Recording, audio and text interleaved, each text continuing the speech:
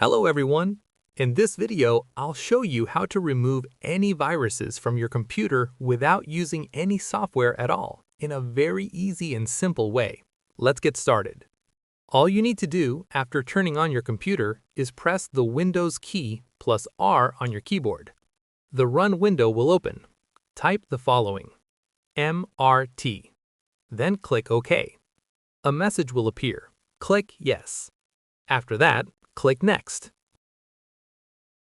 You'll see three scan options: Quick Scan, Full Scan, Custom Scan. Of course, the best option is the Full Scan, but it takes more time. For this video, I'll choose the Quick Scan to keep things short, then click Next. As you can see, the scan has started. Just wait until it reaches 100%. If there are any viruses, they will appear during the scan.